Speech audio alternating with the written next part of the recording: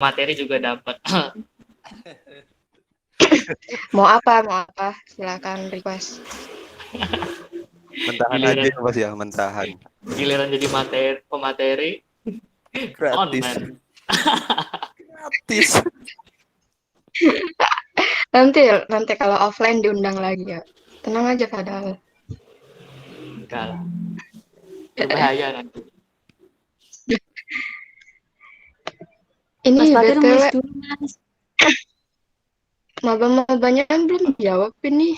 Nulis Malu-malu mau apa snack gimana apa? dah. Ayo, Mau siapa nih? gacoan.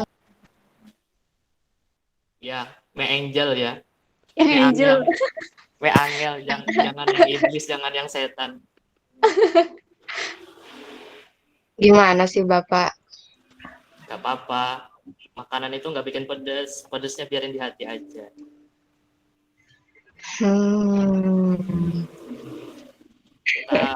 Aku lihat-lihat dulu nih.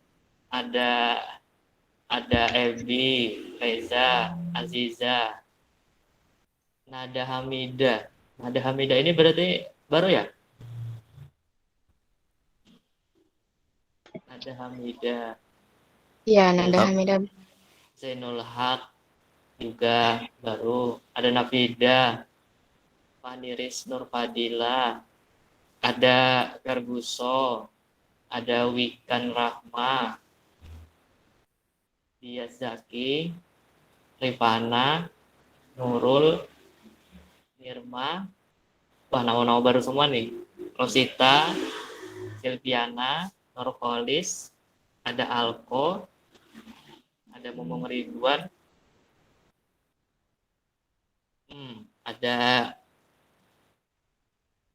ada siapa Tiara? Zaini, Miftah, Prasetya Hadi ya Tiara ya. Mantap sekali.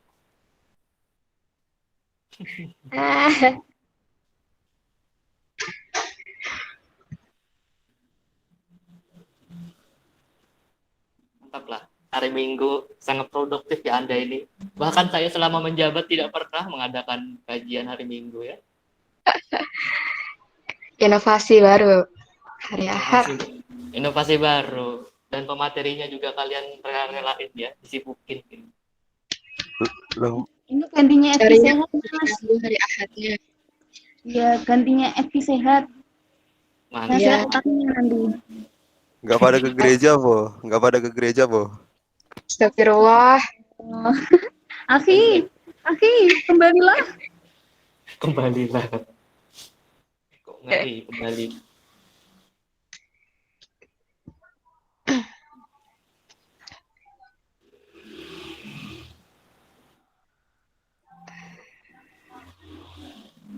Nanang nih, aku nunggu Nanang nih sebagai pemateri bayangan.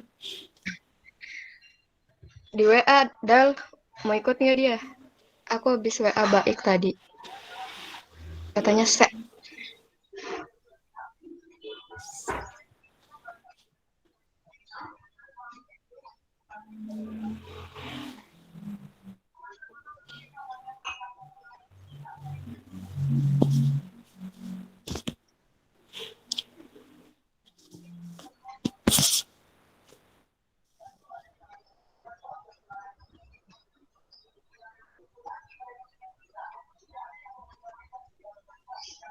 Mohon maaf, ini dimulai kapan ya, Bambang?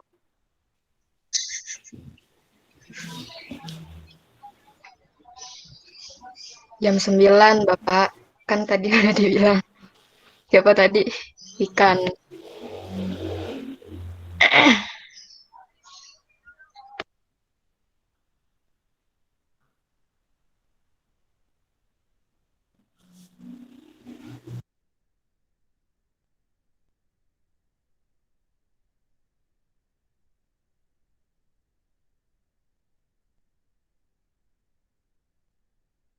Oh walah, ya udah, terima kasih.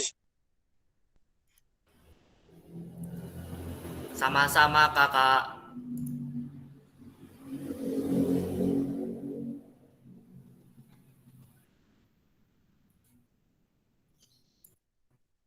Diam-diam aja.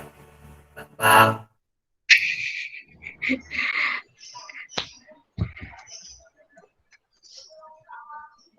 Pakai on cam Mas biar seru. Kelihatan aliennya. Ya pakai filter. Apa namanya? Filter bukan sih? Laki itu Mas. Laki Mas katanya. Ini yang mau ketawa, ketawa langsung aja.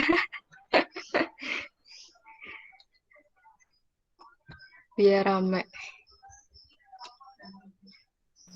Materi pakai suara gituan gimana ya? Nggak fokus ya kayak kalian ya? Isinya nanti ketawa semua tuh.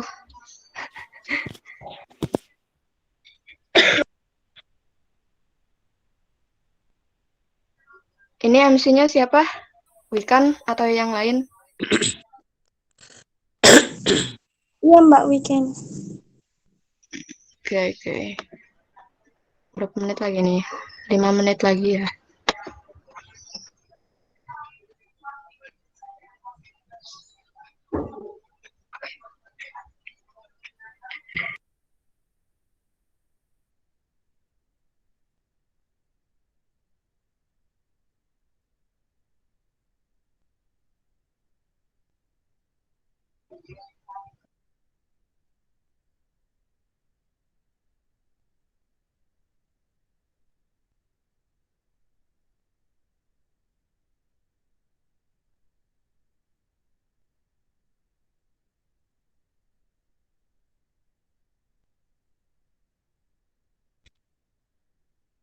Krik krik krik.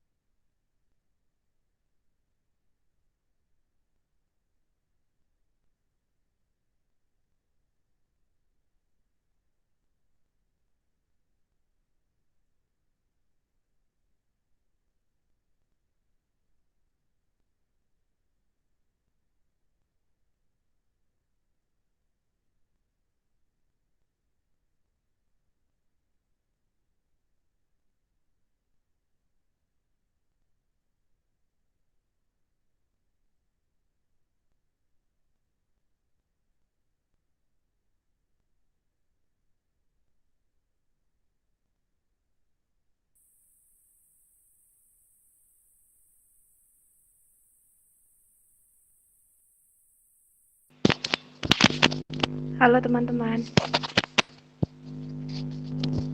Halo kakak-kakak. Halo. Halo. Halo.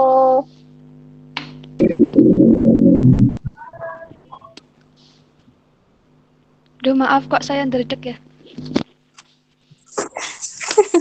Santai. Tinggal berapa nih?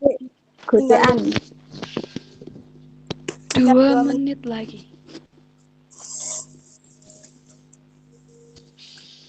Suaraku terlalu lirih atau enggak?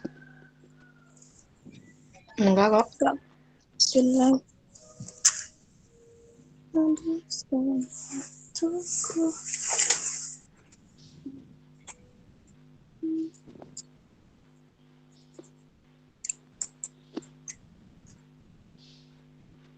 Dimulai aja kali ya Mbak ya, Mas-mas. Nanti pada ngantuk lagi.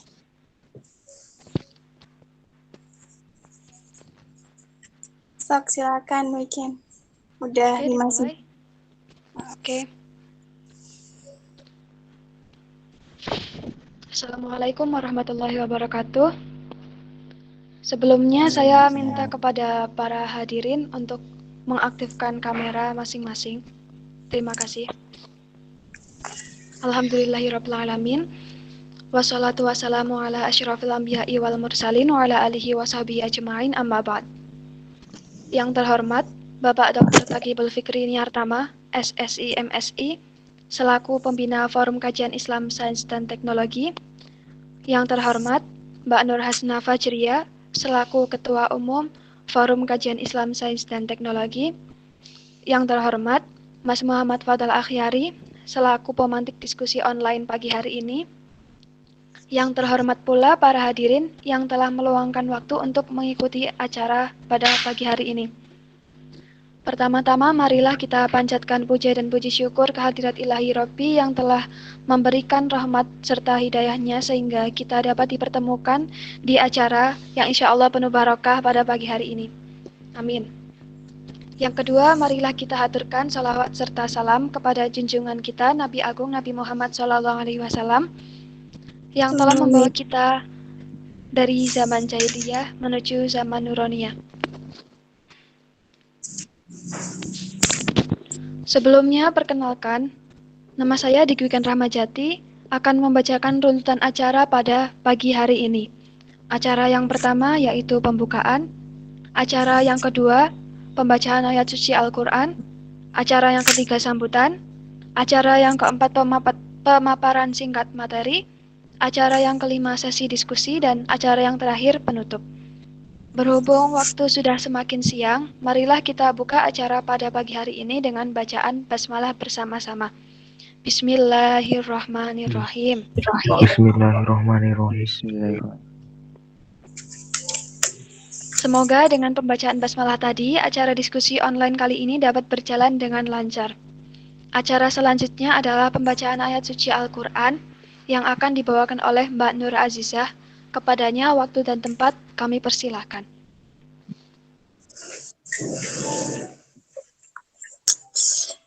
Assalamualaikum warahmatullahi wabarakatuh. Waalaikumsalam warahmatullahi wabarakatuh.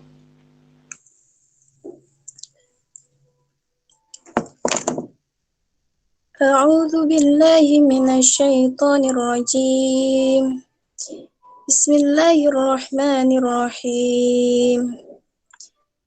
Alhamdulillahilladzi khalaqas samawati wal arda wa ja'alat dhulumati wan nur. Thumma alladhina kafaru bi rabbihim ya'dilun.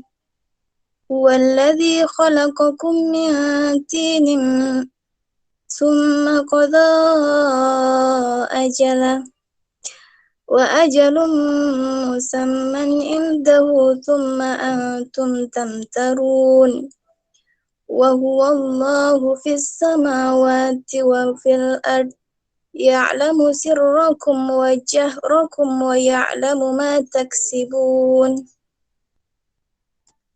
wa ma ta'tihim min ayatin min ayati rabbihim illa kanu anha mu'ridin faqad kadzabu bil haqqi lamma ja'ahum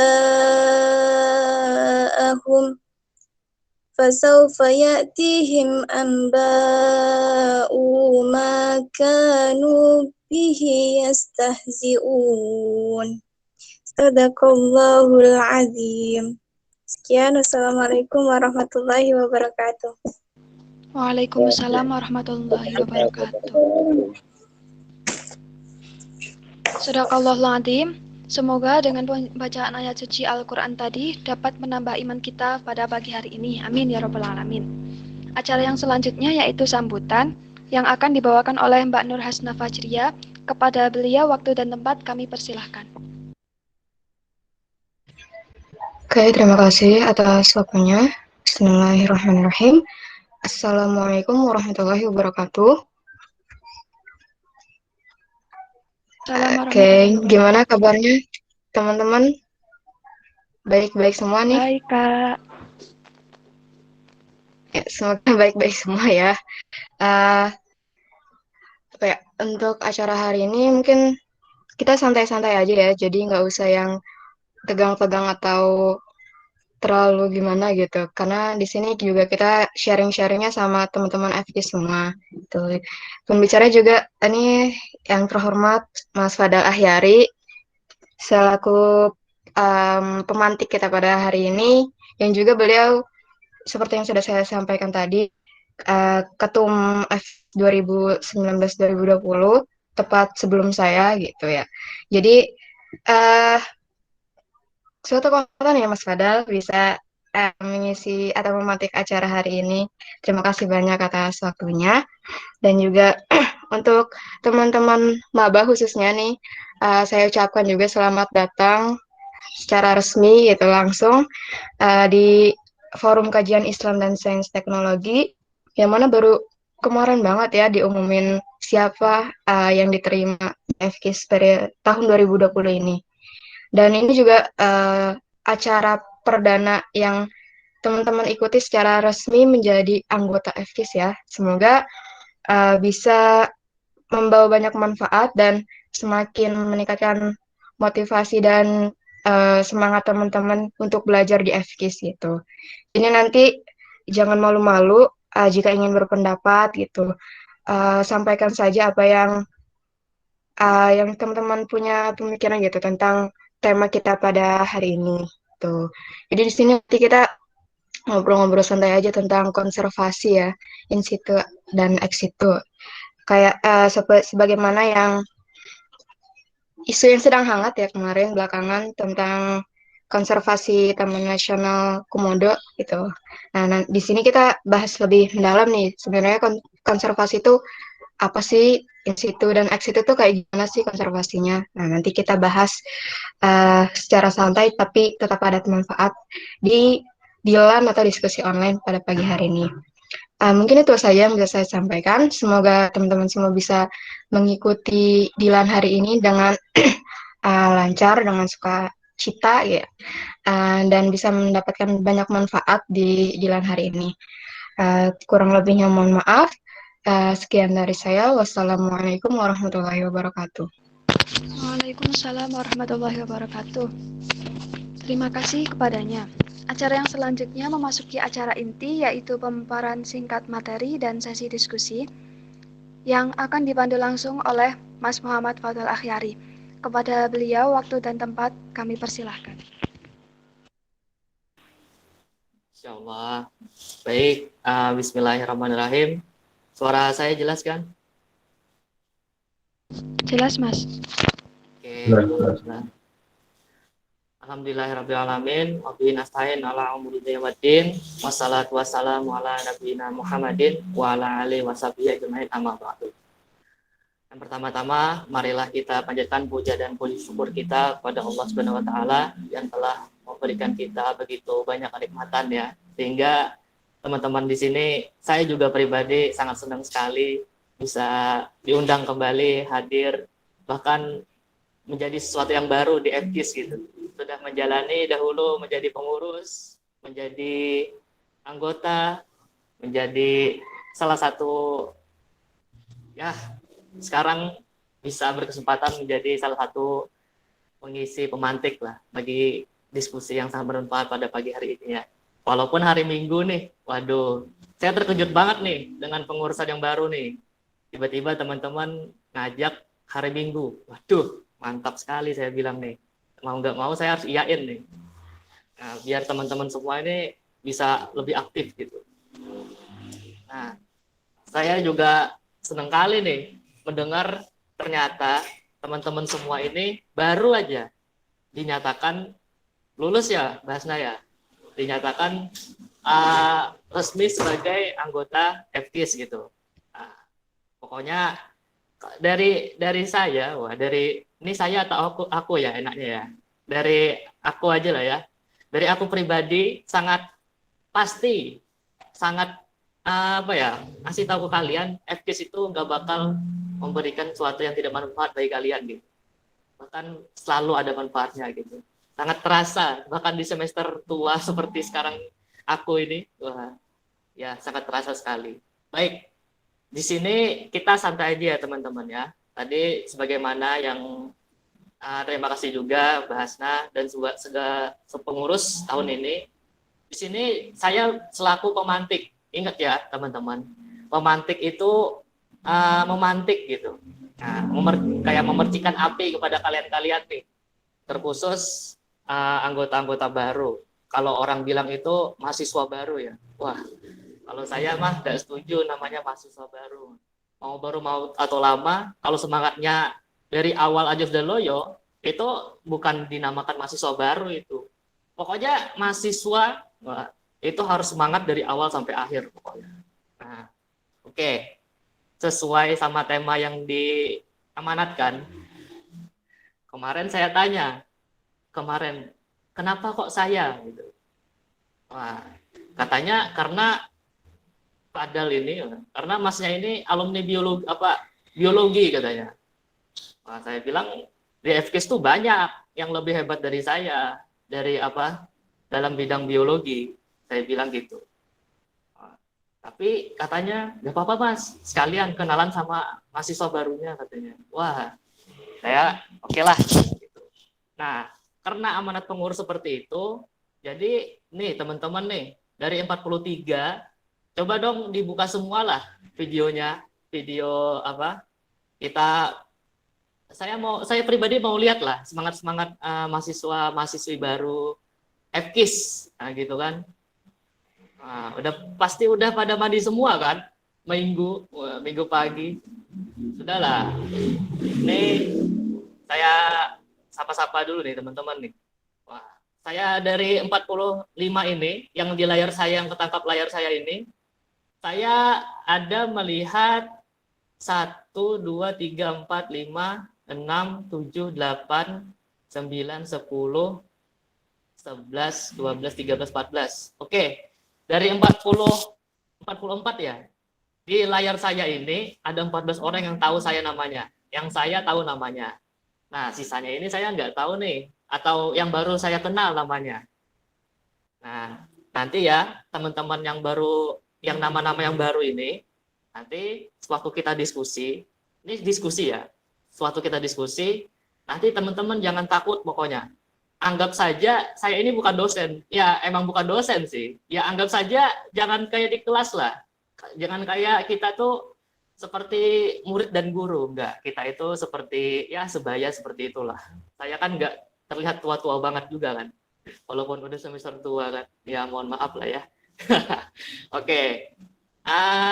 Sekarang kita masuk ke amanat dari teman-teman ya, dari teman-teman pengurus. Mana nih? Bentar.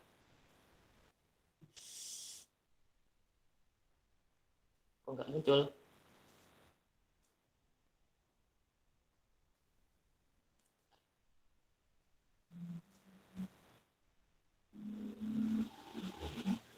Wah, nggak muncul nih. Bentar-bentar.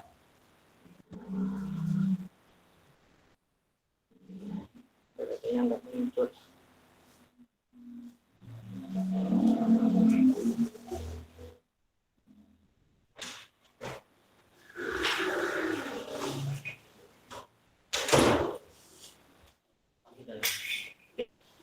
Bentar ya. Ini PPT-nya kok nggak muncul. Siap, Mas. Nah, ini nih, baru muncul. Nah, udah kelihatan belum? Udah ya? Udah Sudah, kelihatan Mas. ya? Sudah. Oke. Nah, tema yang diberikan pengurus untuk pagi hari ini, untuk mengawali FKIS, kegiatan FKIS kita pada hari ini, yaitu in situ versus ex situ. Konservasi paling efektif untuk Indonesia. Oke.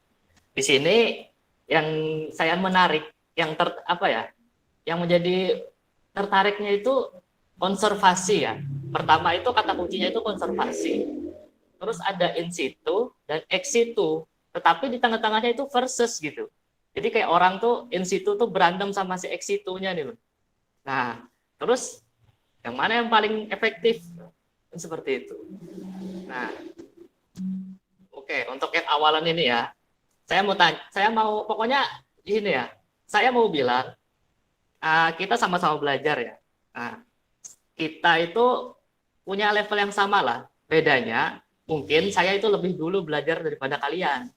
Nah, tapi juga belum tentu juga saya punya ilmu yang kalian sekarang miliki gitu. Nah, jadi saya berpesan untuk dari awal sampai akhir ini, pokoknya bagi ada yang mau instruksi, bagi ada yang mau berpendapat, silahkan langsung open mic dan bilang, Mas, saya mau berpendapat lain. Mas, saya ada argumen lain. Atau, Mas, pokoknya instruksi langsung aja. Bebaskan sudut pandangmu. Nah, kenapa kok di sini saya bilang bebaskan sudut pandangmu? Karena konservasi itu luas ya teman-teman ya. Nah, terkhusus sudut pandangnya itu luas. Kalau memang sangat berhubungan dengan biologi, memang. Tetapi ketika kita coba gali dari sudut pandang yang lain, itu betul-betul terhubung gitu. Pasti ada hubungannya, pasti ada sudut pandang yang bisa kita gali lebih dalam lagi. Nah, teman-teman di sini kan ada 10 prodi ya, kalau nggak salah. Ada 10 prodi. Pendidikan 6, masih... Mas. Oh, iya, pendidikan Kalau masih yang kan? saintek masih, cuman yang Oh, di sini 6 ya? kayaknya nggak ada deh. Oke. Wah, kimia, matematika, fisika, biologi, teknik informatika, teknik industri. Mantap. Pokoknya minimal kita harus dapatkan 6 sudut pandang ini dulu untuk hari ini ya. Nah, pokoknya tiap-tiap yang punya prodi itu nanti silakan berpendapat.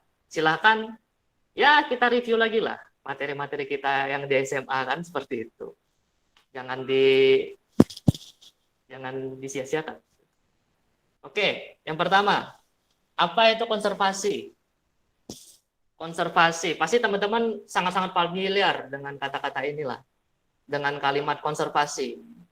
Kalau dari biologi itu jargonnya gini, salam lestari, salam konservasi. Itu jargonnya biologi. Nah, teman-teman, pokoknya saya pertama ini mau dengar dulu, kira-kira dari teman-teman itu konservasi itu apa sih? Gitu. Ayo, silakan yang mau berpendapat. Silakan jawaban mic langsung aja dijawab. Kira-kira apa nih? Apa itu konservasi?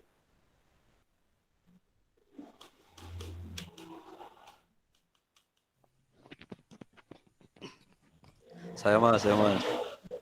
Ayo. Kalau menurut saya konservasi itu sebuah kegiatan yang bertujuan untuk melestarikan sesuatu seperti itu. Kata kuncinya Melestarikan. kegiatan, melestarikan. Oke. Apa yang dilestarikan tuh? Ya kalau dalam lingkup mungkin makhluk hidup, bisa flora, fauna, seperti itu mas. Oke. Melestarikan makhluk hidup. Bisa apa saja sih sebenarnya. Apa saja? Melestarikan apa tuh? Batu? Iya. Oke, Ya oke, batu oke. kalau mengandung emas kan bisa dilestarikan mas. Wah, oke. Dilestarikan ya. Bagus. Oke, yang lain, apakah ada pendapat yang lain? Tadi katanya konservasi itu melestarikan sesuatu. Yang lain? Saya. Oke, ayo. Menurut saya konservasi itu cara atau usaha untuk melindungi spesies atau habitat yang akan punah. Intinya melindungi. Oke, yang satu tadi melestarikan, yang satunya melindungi. Sebetulnya sama saja, tetapi poin yang kedua ini, itu ada aksinya ya. Tadi katanya ada kalimat aksi ya. Iya, cara atau Cara. Nah, oke. Betul sekali. Yang namanya konservasi itu adalah suatu aksi memang. Karena konservasi itu adalah, nah di sini kalau itu, konservasi itu adalah care dan protection. Nah, atau bisa dibilang itu peduli dan melindungi. Artinya ada kesadaran dahulu bahwasanya, oh kita peduli terhadap apa. Nah, dan kita protection, kita mencoba mempertahankan apa yang kita pedulikan itu. Nah, kalau secara konteksnya konservasi, maka nanti apa yang kita pedulikan itu adalah base resource atau sumber daya. Nah, sumber daya. Kalau di sini sumber daya alam, sumber daya manusia. Tetapi biasanya para biologis atau para environmentalis itu menyebutkan kalau konservasi itu yang dilindungi itu adalah semua macam apa yang ada di bumi. Semua macam apa yang ada di bumi yang itu berdampak dari satu ke yang lainnya. Nah, itu cara berpikir dari seorang biologis ya, atau environmentalis, atau pengamat lingkungan, atau para penyuka lingkungan seperti itu. Pokoknya dia pasti misalnya gini, lebih gampangnya itu. Si pengamat itu dia nggak peduli, misalnya ada orang membunuh anjing kek, ada orang membunuh gajah misalnya, itu malah lebih itu ya, atau membunuh apapun atau menebang apapun, selama itu merugikan lingkungan di sekitarnya, maka itu tidak boleh. Nah, jadi se-care itu, ingin itu melindungi itu gitu. Nah, tujuannya apa? Tujuannya agar for future generations, sebagai kita generasi selanjutnya itu supaya bisa menikmati gitu. Nah, supaya lestari tadi. Nah, tapi poin pentingnya itu konservasi adalah peduli dan melindungi. Ada aksi di situ. Nah, tentu saja aksi itu kan butuh banyak ya, effort ya, usaha seperti itu. Kita lanjutkan dulu ya. Nah, di sini kita bertanya lagi nih, kok tiba-tiba kok ada konservasi? Orang-orang emang dari dulu peduli gitu dengan konservasi.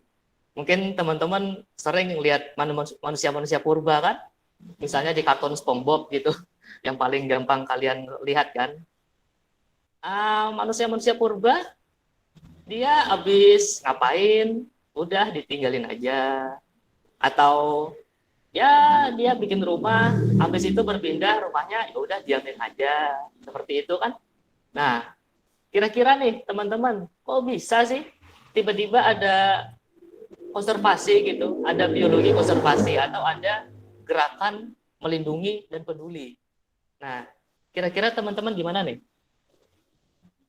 Ada yang mau berpendapat kah? Kenapa kok ada konservasi? Asal usulnya di mana nih? Ayo.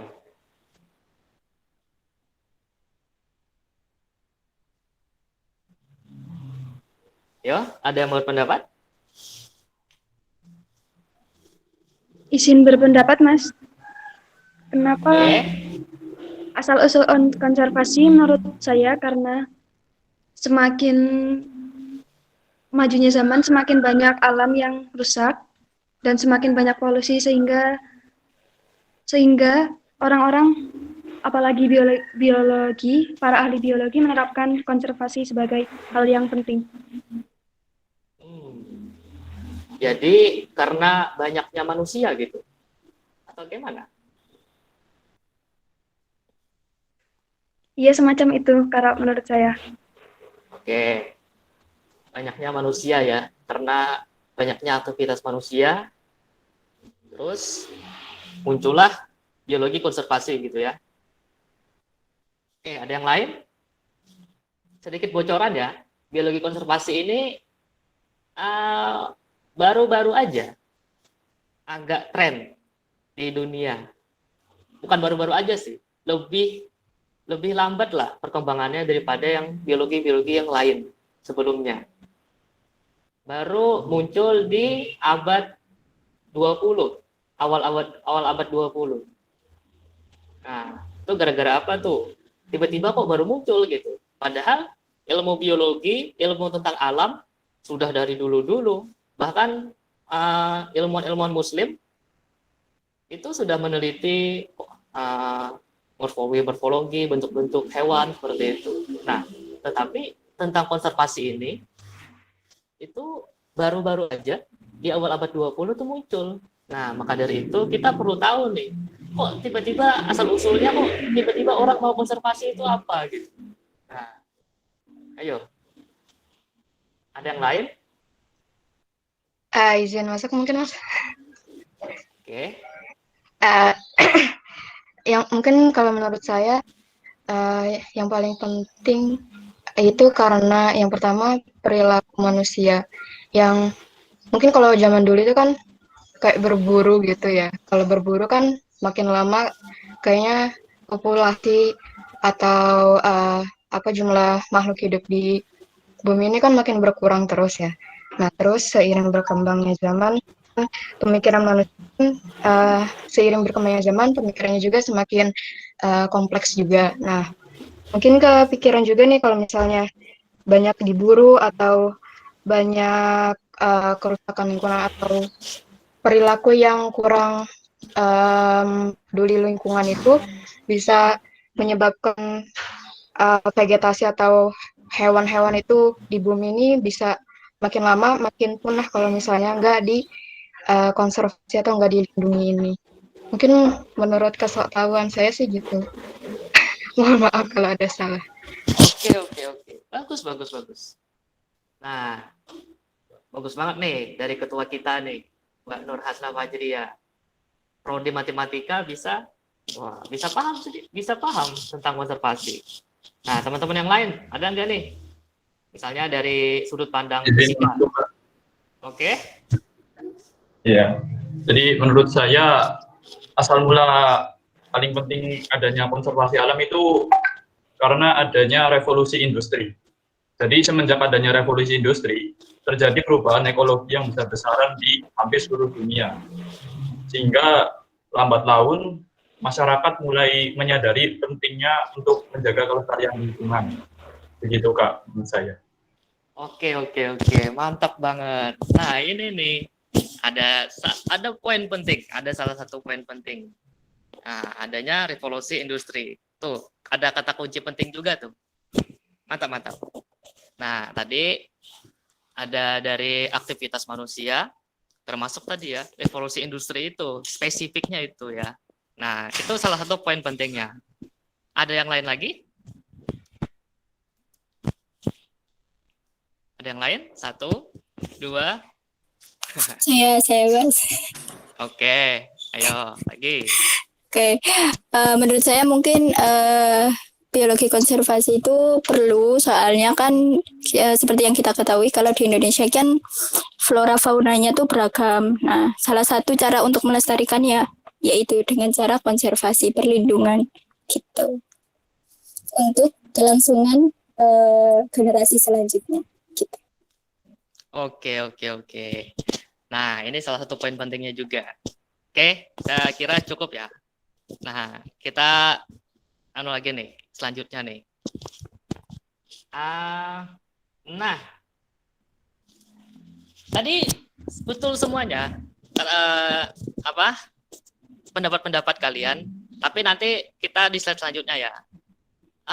Yang paling pertama, kenapa kok timbul konservasi? Lagi-lagi itu berawal dari agama atau keyakinan atau nilai-nilai yang berasal dari sosial. Itu yang pertama. Nah, jadi misalnya kalian tadi berpendapat bahwa karena aktivitas manusia, betul karena aktivitas manusia. Tetapi tadi kan kita poin pertama tadi care and protections, peduli dan melindungi. Nah, dari awal atau awal mula dari konservasi itu muncul karena ada rasa peduli itu atau peduli itu muncul di mana didasarinya nilai peduli dari agama-agama. Nah,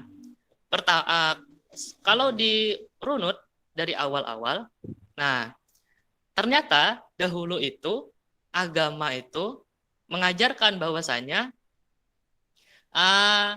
alam atau seperti agama Tao dari Cina, Shinto dari Jepang, atau Hindu, Buddha seperti itu, kebanyakan atau yang seperti yang kita lihat di film, ya, dan ataupun yang sebenarnya juga, bahwasanya agama tersebut atau nilai-nilai yang diambil atau yang diajarkan kepada penganut agama itu bahwasanya alam itu mampu memberikan pengalaman spiritual yang kuat dan mendalam. Nah, artinya apa? Artinya hubungan antara manusia dan alam itu ada, atau bahkan itu mutlak ada. Nah, maka dari itu kita kan sudah tahu juga bahwasanya dahulu-dahulu itu adalah berkembangnya nilai-nilai yang karena kita teknologi atau yang cara berpikir kritis itu baru aja atau baru-baru digencarkan pada masa abad-abad yang setelah Abbasiyah seperti itu. Nah, yang sebelum-sebelumnya nilai-nilai sastra itu yang paling berkembang di situ. Nah, maka dahulu-dahulu itu nilai-nilai ini sastranya itu apa? Sastranya itu atau bahwa pengalaman spiritual yang mendalam itu yang jangan dikatakan kayak ini ya, jangan dikatakan kayak dukun ya, bukan dukun ya ini ya. Tapi intinya bahwa kenikmatan spiritual dalam tubuh manusia itu akan meningkat, akan mendalam ketika itu kita menyatu dengan alam seperti itu. Nah, ya kalau bisa dibilang tuh kayak avatar gitulah. Kalau kalian kenal avatar kan. Nah, itu dasar nilai-nilai kenapa kok tiba-tiba orang peduli gitu. Nah, tetapi pada masa ini, nah betul seperti yang teman-teman tadi bilang, pada awal tahun 1980-an, nah kenapa kok ada timbul konservasi gitu, asal-usul konservasi? Karena seperti ilmu-ilmu terapan yang sebelumnya, kayak ilmu terapan pengelolaan sumber daya manusia, sumber dayanya kayak terapan-terapan tradisional, nah tentang kehutanannya tradisional, pokoknya masih belum terintegrasi, masih belum terstandarisasi, masih belum dikelola oleh pemerintah. Karena kan kalau dikelola oleh perorangan dan yang lainnya pasti punya sudut pandang yang berbeda, punya kesulitan apabila ingin diintegrasikan. Nah, pokoknya masih menggunakan masih bersifat tradisional dalam pengelolaannya, sehingga poin pentingnya adalah tidak cukup komprehensif untuk mengatasi ancaman utama terhadap keanekaragaman hayati. Nah, lanjutannya itu adalah poin yang tadi teman-teman bilang. Nah, ini pertama, ada aktivitas bumi atau tindakan manusia. Nah, ini tadi poin penting dari Mbak Wikan tadi nih. Aktivitas manusia itu sangat-sangat berperan penting memang pada tahun 1980 sampai tahun 2000. Nah, aktivitas manusia secara spesifik itu adalah tadi revolusi industri seperti yang dibilang Mas Haidar ya. Mas Haidar. Nah, tetapi di luar dari aktivitas manusia tadi, pada tahun segitu juga banyak ada gempa bumi, ada tanah longsor, ada tsunami, ada letusan gunung berapi, tornado, dan bencana-bencana alam lainnya gitu. Nah, berhubungan dengan cara pengelolaan yang masih tradisional, maka cara-cara tradisional tidak cukup kuat, tidak cukup komprehensif untuk bisa merespon dari bencana-bencana alam tadi, karena tidak terintegrasi, tidak cepat, dan tidak bisa dikelola secara kuantitatif atau dinilai secara nilai gitu loh. Tidak bisa terlihat itu perkembangannya, tidak bisa dimonitor secara angka, secara mutlak gitu. Nah, maka dari itulah muncul biologi konservasi atau muncul gerakan-gerakan konservasi tadi. Nah, di sini bisa teman-teman lihat juga nih. Tuh ada permukaan bumi kerap, polusi udara, hujan asam, zat beracun, semuanya itu karena revolusi industri. Manusia lagi senang-senangnya bikin uap. Bukan uap sih. Apa ya Mas ya? Kalau saya biologi itu bilangnya tuh bikin ya polusi udara gitu. Polusi udara. Nah, tetapi kalau yang secara gamblangnya juga bahwasanya selain manusia juga ada dari lingkungan sendiri gitu. Nah, mungkin teman-teman ada yang kira-kira ada pendapat lain nggak nih dari asal-usul konservasi nih? Atau masih ada yang dibingungkan gitu asal-usul konservasi? Masih ada yang kurang jelas atau bahkan punya referensi lain? Oh enggak mas, asal-usul konservasi itu dari ini malahan atau dari mana gitu? Ayo, ada yang mau nyoba ngasih tahu teman-teman kita nih?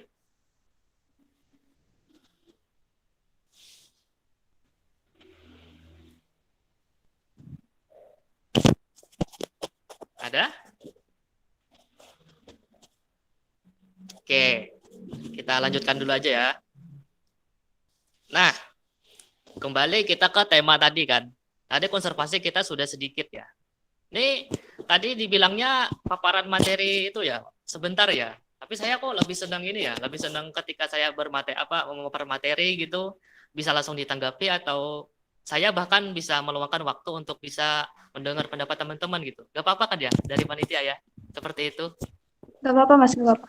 Nah, jadi kan supaya nanti kalau di akhir materi nanti tiba-tiba teman bingung gitu. Tadi ngomongin apa ya? Nah, jadi langsung aja padahal kalau ada yang mau disampaikan, ada yang mau ditanyakan, ada yang mau sharing sesuatu. Nah, jadi langsung saja bisa di instruksi gitu di sini. Nah, kembali apa itu in situ dan ex situ? Ini sangat-sangat jelas sekali nih. Ada kata in, ada kata ex. Kan kalau bisa dibilang itu in itu di dalam, ex itu di luar gitu. Nah, oke, secara lebih gampangnya itu seperti ini nih. Ini gampang banget nih. Atau secara umumnya teman-teman secara umum atau yang di SMA ya, SMA atau sekolah menengah atas itu biasanya ini. Konservasi yang in situ itu adalah konservasi yang ada di populasi alaminya. Nah, populasi alami tumbuhan atau satwa, jadi dia satwanya itu nggak dipindah-pindahin gitu, nggak dipindah-pindahin, ya tetap di tempatnya dia tinggal. Nah, di wilayah situ yang dilindungi gitu. Nah, kalau yang konservasi ex situ itu konservasi yang melindungi spesies, tetapi poinnya itu adalah ditempatkan ke perlindungan manusia. Nah, ini ditempatkan ke perlindungan manusia. Artinya apa? Artinya dibuatin perlindungannya oleh manusia. Dibuatin. Jadi bukan berupa alam yang betul-betul alami gitu. Bukan betul-betul alami, tetapi dikondisikan supaya bisa terpantau, terkondisikan supaya bisa dibantu oleh manusia untuk perlindungannya. Nah, ini sangat jelas sekali ya, apa perbedaannya dari in situ dan ex situ. Nah, dari teman-teman sendiri, pasti, teman-teman sendiri bingung nggak nih? Atau bahkan punya tempat-tempat, atau teman-teman pernah ke suatu tempat yang berhubungan dengan konservasi, terus teman-teman nanya dalam hati atau dalam pikiran, ini termasuk in situ atau termasuk ex situ ya? Nah, teman-teman pernah kayak gitu nggak nih? Misalnya kebun binatang itu in situ apa ex situ ya? Kalau berdasarkan dari pengertian tadi. Nah, coba dong teman-teman, apa kira-kira? Atau kalau menurut saya Kak, kebun binatang itu ex situ Kak, karena hewannya dibawa ke tempat yang dibuat oleh manusia, bukan di habitat aslinya gitu. Siap. Nah, ya kebun binatang termasuk ex situ. Binatangnya pindah-pindah, gitu kan?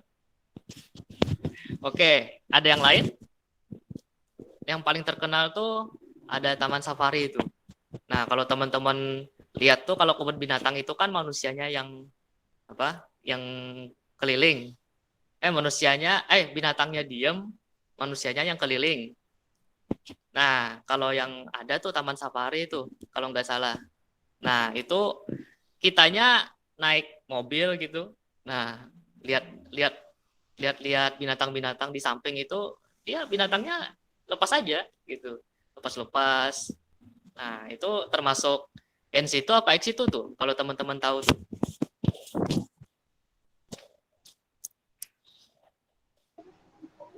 Menurut saya itu masih terkategori ex situ.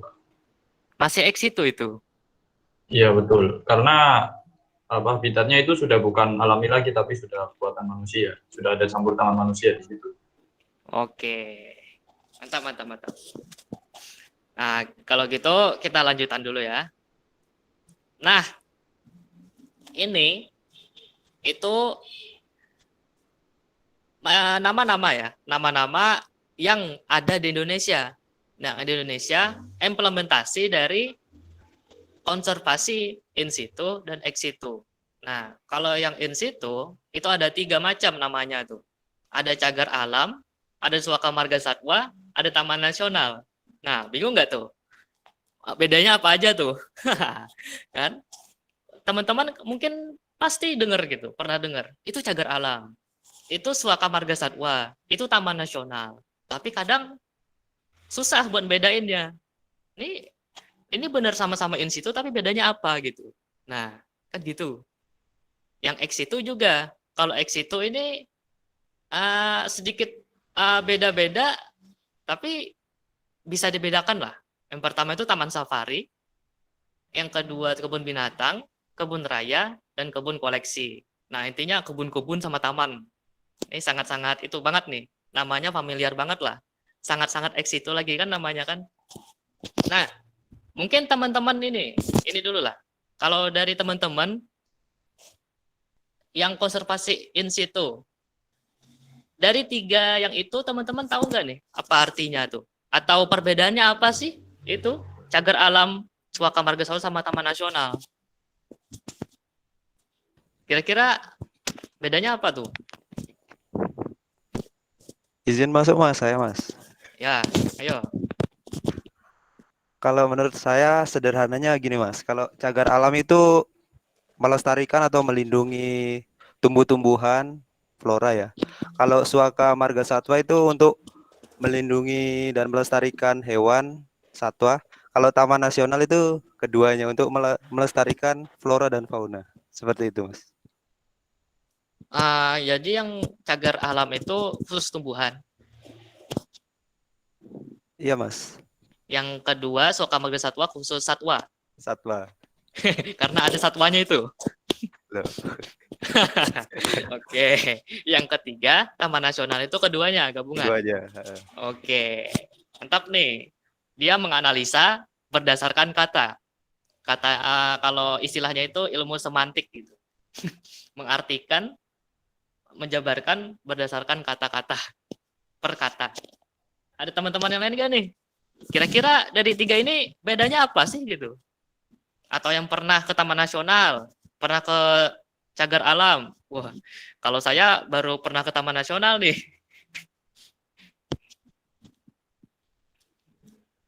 Ayo, ada yang bisa tahu perbedaannya apa?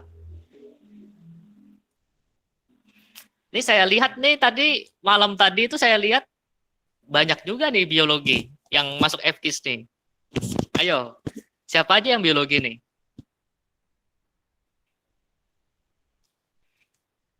Ayo.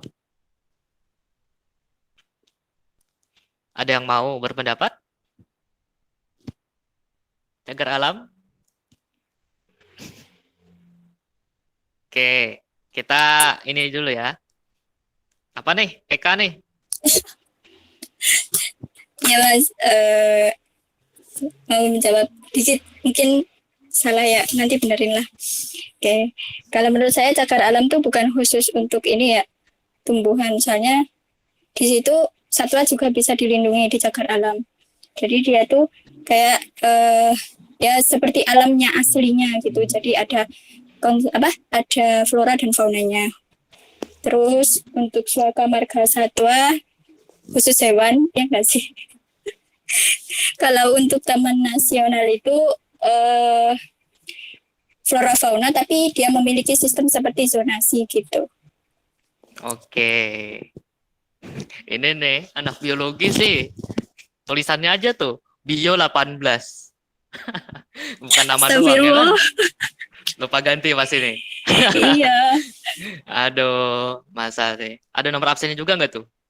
Oh, nggak Nggak ada. ada, Mas. Nggak Kirain ada, Mas. kalian ada name-nya juga. 18, 10, 60, 400. Oke. Mantap, mantap. Nah, oke. Yang teman-teman yang lainnya, gampangnya tuh seperti ini nih. Bedanya nih. Nah, kalau cagar alam itu, betul tadi, oleh yang Ika tadi, entah itu tumbuhan, entah itu hewan, atau ekosistem. Nah, ekosistem itu gabungan ya. Gabungan dari, kalau teman-teman pasti tahu nih, abiotik dengan biotik. Unsur hidup dengan unsur mati. Unsur mati sih, ya intinya tidak hidup gitulah. Atau lingkungan, kalau lebih enaknya itu bisa dengar. Jadi, lingkungannya itu yang khas, tumbuhannya khas, hewannya khas. Nah, di situ dilindunginya di situ gitu. Nah, betul tadi. Dan poin pentingnya adalah dibiarkan berkembang secara alami. Nah, betul tadi. Jadi dia di manusia itu dia tidak ikut campur banyak di situ atau ikut campur dalam hal pelindungan atau pembatasan aktivitas-aktivitas di sekitarnya.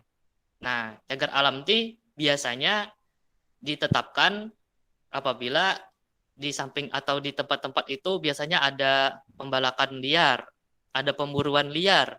Nah, tetapi yang diburu ini hewan-hewan yang langka, hewan-hewan yang khas, tumbuhan yang khas, ataupun tadi pembalakan liar, tapi tidak melihat ini tumbuhannya atau pohonnya ini khas gitu, dilindungi kah gitu, nggak melihat karena kan orang-orang yang di sekitar situ atau orang-orang yang cari duit gitu, pokoknya itu kayu bisa dijual, udah gitu kan, seperti itu. Nah, jadi cagar alam itu poin pentingnya adalah di dalamnya ada tumbuhan, ada hewan ataupun lingkungan yang itu khas dari tempat tersebut dan berkembang secara alami. Nah, alaminya itu ya yang jadi ciri khas. Nah, yang kedua suaka marga satwa. Nah, betul tadi. Nah, yang bisa dibilang marga satwa, memang satwa-satwa yang sudah terancam punah yang di situ. Satwa artinya makhluk hidup yang bergerak ya, yang bergerak. Oke, kalau tumbuhan bergerak nggak? Bergerak tapi ada akarnya kan. Nah, jadi satwa-satwa yang sudah terancam punah itu ada tempat tersendirinya atau namanya itu suaka marga satwa. Kenapa kok dikhususkan satwa? Nah, karena satwa-satwa ini dia kan bergerak, dia mencari makan, dan dia kalau kalian masih ingat itu ada rantai makanan kan ya. Nah, jadi di suaka marga satwa itu betul-betul dilindungi atau betul-betul dimonitor itu rantai makanannya itu harus betul-betul seimbang, harus betul-betul sesuai dengan aslinya atau sesuai dengan alaminya. Dengan harapan bahwa satwa-satwa yang terancam punah ini atau yang engagement, nah itu bisa lestari di situ. Nah, jadi betul tadi ada satwa dan itu betul-betul nggak cuma satwa di situ. Dan poin pentingnya itu terancam punah. Jadi satwa-satwanya yang terancam punah. Taman nasional. Nah, ini teman-teman paling sering ke sini atau paling tahu di sini karena Taman Nasional itu sama dengan cagar alam. Jadi di sana ada tumbuhan, ada hewan ataupun lingkungan. Nah, tetapi poin pentingnya yang membedakan adalah di sana masih boleh dikunjungi untuk tujuan penelitian, pendidikan, rekreasi, dan pariwisata. Nah, jadi masih bisa tuh berkesempatan teman-teman di situ untuk tujuan penelitian, pendidikan, rekreasi, dan pariwisata. Tetapi tetap tadi seperti yang dibilang Bio 18 EK itu tadi betul ada sistem zonasi. Apa tuh sistem zonasi? Jadi sistem zonasi itu tidak semua wilayah dari Taman Nasional itu bisa dikunjungi, bisa diakses. Jadi ada namanya itu zona pemanfaatan, ada zona apa istilahnya ya? Pokoknya di situ zonanya itu tidak boleh ada pengunjung, tidak boleh ada campur tangan manusia. Maksudnya campur tangan manusia seperti biasa kan kalau rekreasi. Kalau untuk misalnya manusia itu pasti dibuatin jalan khusus supaya manusia itu bisa lewat dengan tenang gitu kan. Ataupun ada pembangunan jembatan seperti itu atau seperti apa yang pokoknya untuk akses. Nah, tetapi dalam zona yang tertentu di Taman Nasional itu tidak boleh di apapun. Tidak boleh dicampur tangani, cuma di bagian zona pemanfaatan. Ya, yang tujuannya tadi untuk penelitian, pendidikan, rekreasi, dan pariwisata. Banyak banget nih Taman Nasional nih. Yang teman-teman juga tadi dibilang oleh Mbak Hasna. Taman Nasional Komodo, ada Gede Pangrango, tempat orang utan, ada Taman Nasional yang tempat gajah gitu kan. Nah, itu kan ada tempat-tempat tersendirinya atau tempat-tempat khusus zona pemanfaatan gitu. Nah, itu yang in situ tadi ya teman-teman ya. Artinya hewannya itu tidak berpindah. Jadi memang di tempat itu hewannya tidak berpindah semua. Pertumbuhan tidak dipindah semua. Artinya, wah di situ khususnya itu yang dilindungi itu adalah betul-betul wilayahnya. Nah, kalau secara gampangnya itu sama kayak kalau intinya gini, kita punya rumah nih, kita punya rumah sendiri. Kalau misalnya ada tamu datang, itu nginep di rumah kita. Nah, rumah kita itu acak-acakan nih, lagi kayak kapal pecah kata orang, istilahnya itu kan. Nah, terus kita sebagai tuan rumah tuh diamin aja itu acak-acakan, pokoknya diamin aja acak-acakan. Misalnya jendela pengap, ya udah, air mati, ya udah, atau genteng bocor, ya udah gitu. Terus kita bolehin itu si tamu kita nginep gitu di rumah. Nah, itu tamu kita itu enak nggak buat nginep di rumah kita gitu kan? Nah, atau setidaknya itu ya dia mau nginep tapi nggak lama gitu kan? Intinya kan bentar-bentar juga pasti dia bakal keluar gitu atau nyari tempat penginapan yang lain. Nah, kalau in situ itu seperti itu, atau in situ itu yang dibenahi adalah fokusnya itu ke rumahnya itu loh. Jadi bagaimana gentengnya supaya nggak bocor, bagaimana lantai itu bagus, rapi, seperti itu, dindingnya nggak lumutan gitu. Atau pokoknya yang jadi orientasi itu adalah rumahnya, tempat tinggalnya, lingkungannya. Nah, itulah in situ. Oke, sekarang kita masuk ke ex situ nih. Kalau yang ex situ ini, tadi kan juga ini ya, tadi ada contoh-contohnya. Yang pertama, taman safari. Itu ada hewan dilepas liarkan di alam terbuka, dan pengunjung bisa berinteraksi. Nah, tadi yang seperti yang tadi aku contohin tadi kan, ada betul nih yang Mas Haidar tadi nih. Wah, mantap juga nih Mas Haidar nih. Jadi dia itu masih kategorinya masih ex situ. Itu dia jalan-jalan gitu, jalan-jalan. Pokoknya tapi manusia itu ya bisa gitu di situ. Nah, sarana-sarana rekreasi gitu. Kalau misalnya ada yang bertanya, terus bedanya apa Mas sama Taman Nasional gitu kan? Nah, kalau Taman Safari itu orientasinya memang untuk sarana edukasi, untuk sarana rekreasi, untuk sarana sosialisasi. Nah, jadi memang itu dikhususkan atau memang untuk itu. Nah, tapi bukan untuk yang tadi, untuk kalau yang Taman Nasional tadi memang ada zona itu ya, zona yang tidak boleh diapa-apakan oleh pengunjung gitu. Nah, terus ada kebun binatang. Nah, ini kebun binatang ini paling sering lah, atau paling kita tahu itu. Jadi ada kurungan hewan di situ, ya udah gitu. Kita lihat dari luar kurungannya gitu. Terus ada kebun raya. Nah, ini teman-teman kan kalau kebun binatang itu kan binatang tuh, tempat binatang. Kalau kebun raya itu tumbuhannya. Jadi tumbuhan-tumbuhan itu nanti ditumbuhin di satu tempat tertentu dan itu nanti dipamerkan. Seperti kebun binatang juga. Jadi memang ada tempat-tempat tumbuhan-tumbuhan tertentu di situ gitu. Nah, kalau saya pernahnya itu kemarin ke kebun raya Bogor. Nah, itu lengkap di situ. Ada ribuan jenis isi koleksi-koleksi tumbuhan yang lain-lainnya.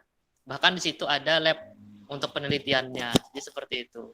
Memang dikhususkan untuk tumbuhan, kebun raya. Ada yang ini nih, ngetik nih. Isinya tumbuhan ada nggak? Nah, kalau tumbuhan itu tergantung ya, kalau tumbuhan itu. Karena di kebun binatang itu kadang kan ada mengoleksi hewan-hewan ya, hewan-hewan. Nah, kadang ada hewan-hewan tertentu yang dia itu nyaman dengan tumbuhan tertentu gitu, atau nyaman dengan tanaman-tanaman tertentu. Nah, itu bakal diletakin di situ atau dikembangbiakan di situ, tetapi tapi tidak sebagai koleksi ya, atau tidak sebagai highlight utamanya itu. Nah, jadi tetap ada tumbuhan, tetapi tidak untuk yang sebagai dipamerkan, tidak mengalahkan binatangnya itu. Nah, jadi kebun binatang seperti itu. Mungkin ada teman-teman yang lain nih yang bisa berpendapat mungkin, atau yang tidak setuju dengan saya, waduh, dengan aku, atau punya pendapat lain. Oh enggak Mas, ini kebun binatang ini seperti ini loh Mas. Nah, atau teman-teman pernah ke kebun binatang, bisa sharing.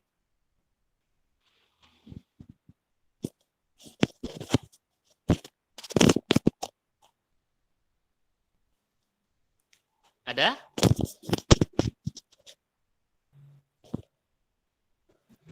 Wah, oke lanjut dulu ya. Nah, ini nih. Sekarang kita masuk ke bagian subjektifnya.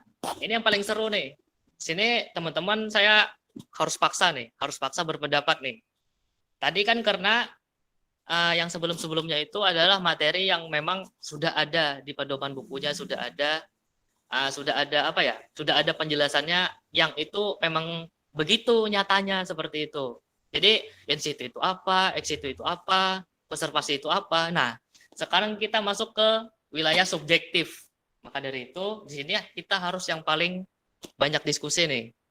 Dari pembahasan kita sebelum ini, nah, kira-kira manakah yang lebih cocok teman-teman untuk Indonesia?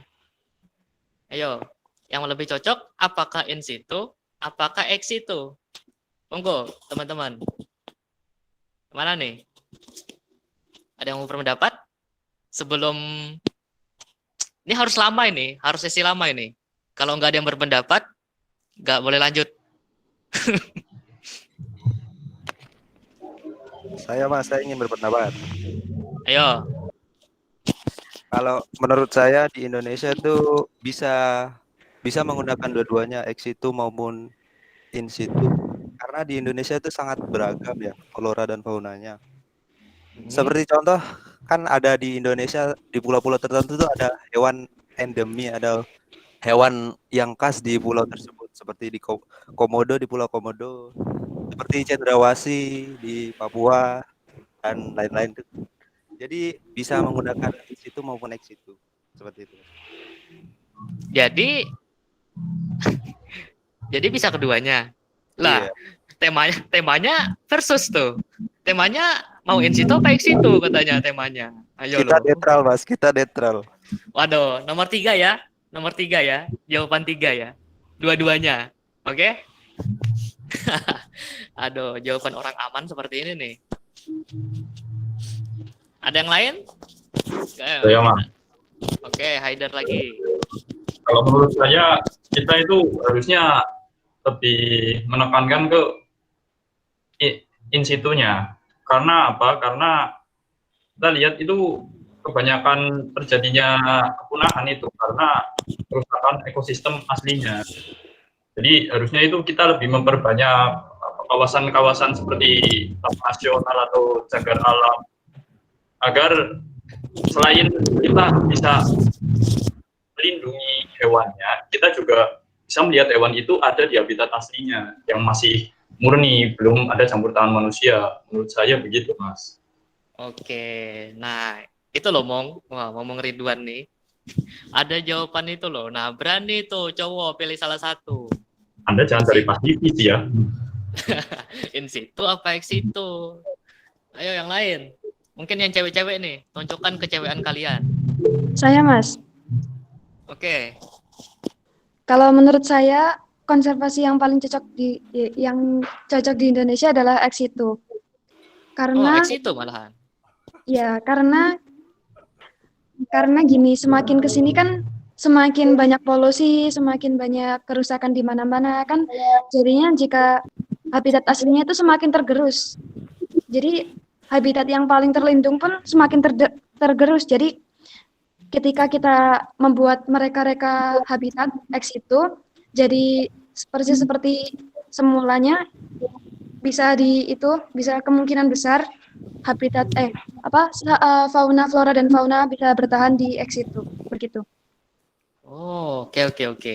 Karena kalau di ex itu tadi enak ya. Ada manusia yang bisa memproteksi, yang bisa memonitor terus gitu kan. Yang pokoknya ditempatkan di tempat tertentu ya udah dikasih CCTV gitu. Begitu kan? Ya bukan seperti itu juga sih, tapi nggak selalu pakai CCTV, tapi gimana ya? Kayak habitat X itu dibuat persis-persisnya seperti habitat aslinya dan itu menurut itu gimana ya? Itu termasuk habitat yang dibuat sedemikian rupa agar nyaman untuk flora dan fauna gitu. Oke. Nah, ada yang menarik nih. Mungkin kalau dilanjutkan itu begini. Kalau habitat aslinya sepenuhnya dipindahkan ke tempat yang lain, sepenuhnya nih. Dari tanamannya, dari hewannya, dari lingkungannya gitu dipindahkan ke tempat buatan, tetapi dibuatnya sesuai sama yang ada di in situ itu, sesuai sama yang ada di habitat aslinya. Itu termasuk in situ apa ex situ tuh? Iya loh. Menurut saya hal itu sudah termasuk ex situ ya, karena mau bagaimanapun, mau sebagaimana miliknya pun itu sudah dipindahkan, jadi bukan di tempat aslinya lagi. Oke. Nah, jadi kalau dari pertanyaan tadi yang tanggapan tadi, kita itu tidak bakal bisa sepenuhnya membuat semirip-mirip mungkin dengan habitat aslinya gitu. Nah, atau walaupun kita bisa secara fisik, ada nilai-nilai lain atau ada dari sudut pandang lain nih yang itu bakal tidak bisa digantikan. Nah, kira-kira ini sudut pandang lain ini yang ini harusnya kita gali nih. Ada sudut pandang lain kira-kira kalau dipindahkan atau kira-kira pakai in situ dampaknya seperti ini. Kalau in situ dampaknya seperti ini. Ayo, kira-kira teman-teman sudut pandang apa tuh yang kira-kira paling kerasa gitu? Ayo, kira-kira apa? Banyak banget nih yang jadi permasalahan daerah-daerah biasanya. Kalau dipindahkan, atau kalau ini diperbanyak, atau kalau ini hilang dari daerah itu, bakal mempengaruhi daerah itu. Ayo, apa kira-kira? Ada yang bisa jawab? Atau berpendapat?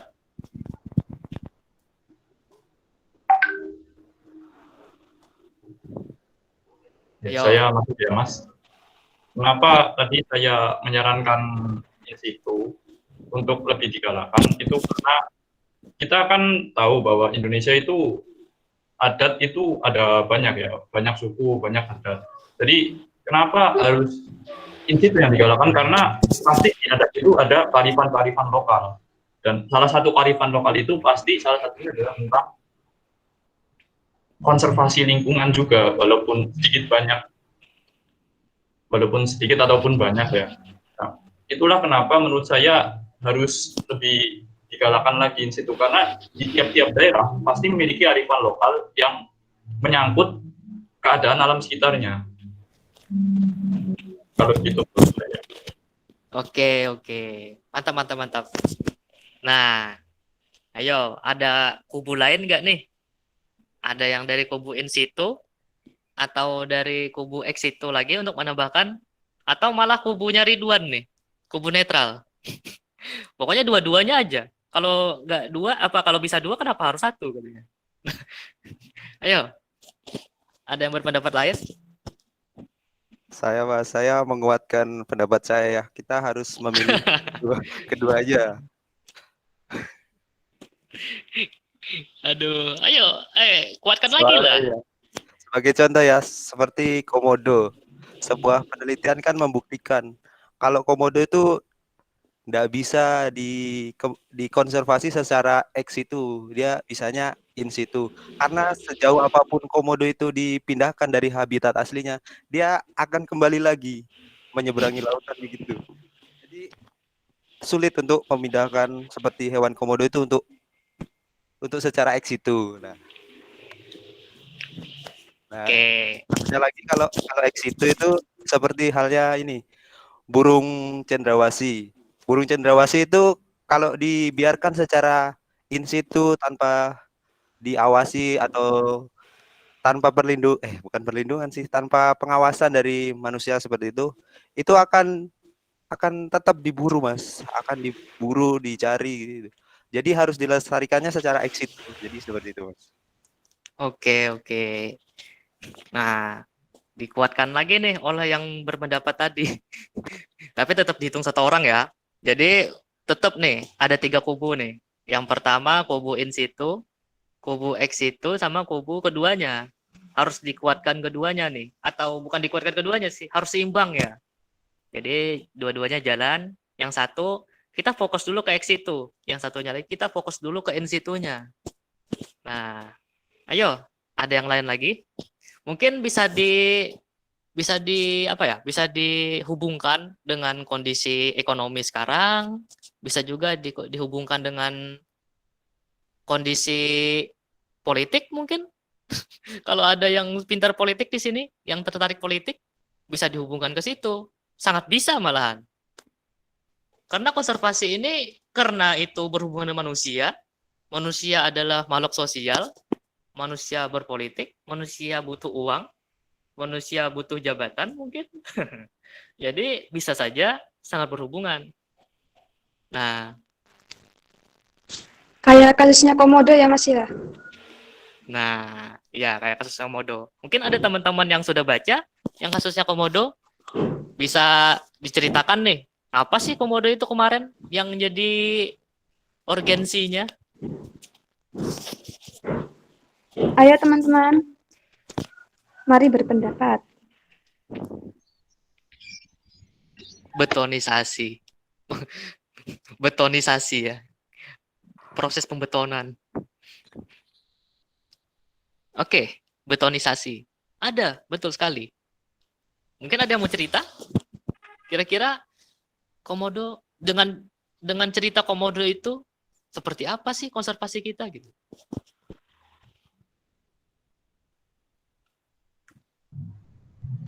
Ayo Mbak Rifana, mungkin bisa cerita Mbak.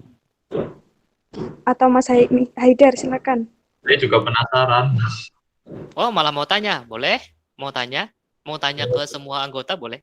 Apa itu betonisasi yang tadi dilemparkan ke sini? Apa itu? Saya itu kurang tahu itu apa itu betonisasi. Apa Ayo. hubungannya sama in situ ex situ ini? Ayo dong dipaparkan. Nah, ayo loh. Siapa yang bilang tadi? Ada Mbak Rifana. Mbak Rifana, ayo betonisasi.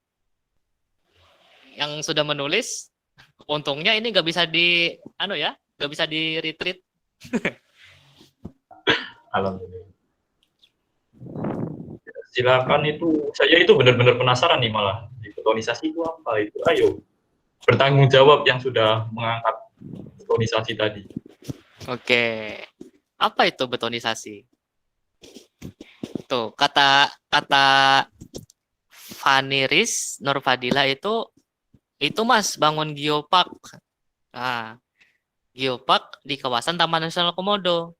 Nah, jadi gini. Kan tadi kan sudah ada tuh wilayah pemanfaatan, ada wilayah yang memang tidak boleh dimanfaatkan sama sekali. Memang khusus untuk konservasi itu wilayahnya.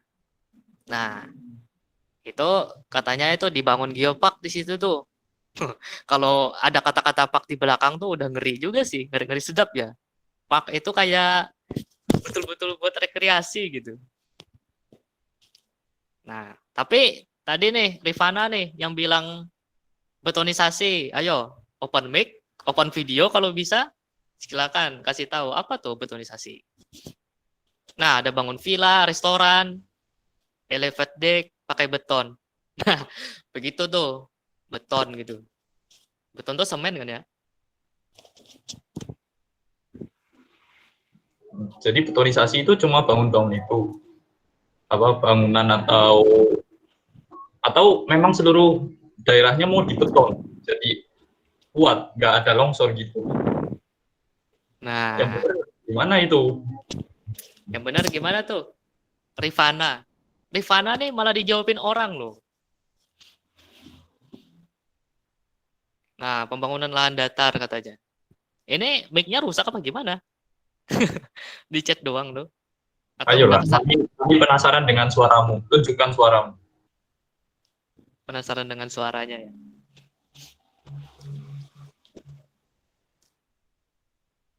Waduh. Gimana Mas Haidar? Wah, waduh. Mungkin Gimana aku ya? bisa. Aurat kalau Oke. kan Oke.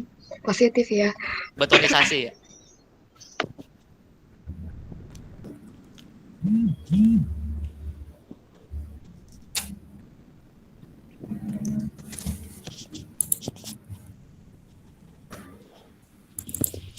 Ayo.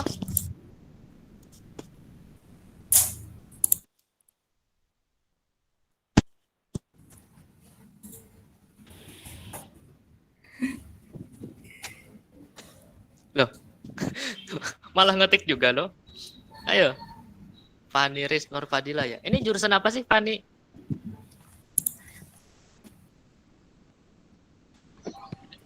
Fisika itu. Fisika. Iya, Fisika angkatan berapa tuh?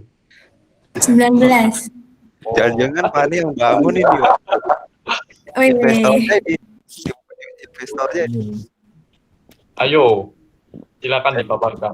jangan-jangan dia investor di jadi gini, di Taman Nasional Komodo itu bakalan dibangun geopark yang luasnya itu 13.000 meter persegi, sekitar segitu gitu. Nah, sarana sama prasarananya itu antara lain ada dermaga seluas 400, terus bangunan pusat informasi, pos istirahat, pokoknya itu besar-besar semua, pos jaga, pembangunan SPAM jaringan air minum, terus elevated deck itu yang jalan beton kayak bikin jembatan yang di tengah-tengah situ biar bisa lihat komodo dari atas gitu. Nah itu pakai beton semua gitu geoparknya di tengah-tengah Taman Nasional Komodo. Kayak gitu kayak Jurassic Park gitu. Jurassic Park. Oke, geopark ya. Nah, begitu Mas Haidar katanya. Oke, jadi sebenarnya itu apa ya? Kalau saya kok merasa agak gimana ya, Kak, terlalu dikomersilkan gitu. Saya takutnya malah jadi Taman Safari 2. Itu dia. Oke. Nah, ada yang berpendapat nih yang lain? Betonisasi ya, memang betul ya. Jadi Taman Nasional ini memang rentan sekali dengan sedikit penyalahgunaan atau sedikit kesalahan konsep pembangunan. Memang sangat rentan sekali karena in situ karena konservasi in situ ya, karena itu alam alaminya, tetapi ada wilayah pemanfaatan atau wilayah yang bisa dimanfaatkan dengan tujuan edukasi, rekreasi. Nah, jadi di situ kadang menjadi polemik tersendiri, entah dari pengurusnya, entah dari balainya, ataupun entah dari dari LSM yang di luar balai itu yang menilai ya. Nah, jadi memang sering-sering ada polemik di situ. Nah, jadi memang susah untuk menetapkan ini sudah betul ini atau enggak. Ini bakal berdampak besar atau ini bakal berdampak kecil untuk wilayah alaminya. Nah, tetapi kalau sudah dalam kasusnya yang komodo tersebut, nah atau yang sedang viral itu kan, itu sudah, kalau menurut saya pribadi, menurut aku pribadi, karena melihat-lihat juga pendapat-pendapat dari teman, itu sudah lebih dari kepentingan untuk edukasi, sudah lebih dari kepentingan untuk rekreasi terbatas. Karena kan tadi kan kalau mau rekreasi yang sebetul-betulnya kan taman safari bisa, kebun binatang bisa gitu kan, seperti itu. Nah, itu sudah melebihi atau itu sudah berlebih, sudah dinilai berlebih oleh masyarakat, sudah dinilai berlebih oleh LSM. Nah, sebetulnya banyak kasus-kasus demikian yang serupa di Taman Nasional. Nah, ada beberapa kasus, ada dulu kasus yang seperti itu juga, tetapi alhamdulillah berhasil digagalkan, berhasil dibatalkan seperti itu. Nah, untungnya ini yang komodo kemarin bisa kelihatan gitu kan. Nah, jadi memang sering ada polemik di situ. Nah, karena tadi memang betul itu in situ itu rentan sekali, atau in situ itu karena memang betul-betul habitat alaminya.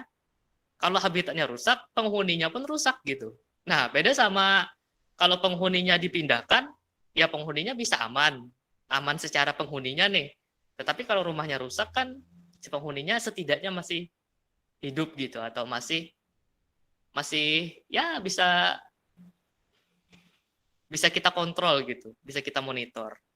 Nah, itu memang sering di situ ada, kalau bisa dibilang itu permainan-permainan. Ya, permainan duniawi, jadi seperti itu. Nah, saya menambahkan sedikit ya. Aku menambahkan sedikit. Dalam masalah konservasi ini juga, ini terkhusus di Indonesia ya. Berdasarkan dari apa yang sudah aku lakuin, sudah aku laluin gitu kan. Beberapa hewan-hewan yang ada di Indonesia itu dijadikan sebuah kebanggaan daerah tersendiri, atau dijadikan sebagai simbol, maskot, ataupun memang untuk birokrasi wilayah tersendiri. Karena ini kan konservasi ini sifatnya itu nasional ke daerah, karena kan daerah kan punya otonomi daerah sendiri. Jadi ada daerah tertentu yang apabila mempunyai endemik atau mempunyai tadi taman nasional, suaka marga satwa, atau memang hewan-hewan yang patut, yang memang sedang dikonservasi. Nah, di situ bisa dibuat atau bisa dijadikan untuk alasan birokrasi dari pemerintah daerah ke pemerintah pusat. Nah, dampaknya apa? Dampaknya entah itu dari pendapatan daerah itu bisa, ataukah dari anggaran dari pusat ke daerah bakal bertambah, ataukah memang ada pembangunan yang dikhususkan untuk daerah tersebut dari nasional ke daerah tersebut. Nah, jadi teman-teman di sini memang kita kalau dari sisi ini ya, dari sisi kita atau dari aku pribadi ini, misalnya dari sisi biologis, seorang yang kenal biologis gitu, kita fokusnya itu ke objeknya,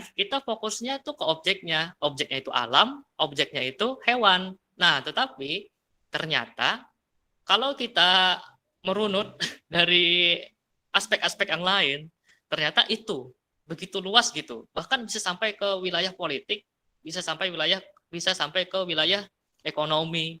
Nah, dan itu berdampak tuh. Jadi semisal daerah saya pribadi nih, aku pribadi dari Banjarmasin, dari Banjar, Kalimantan Selatan.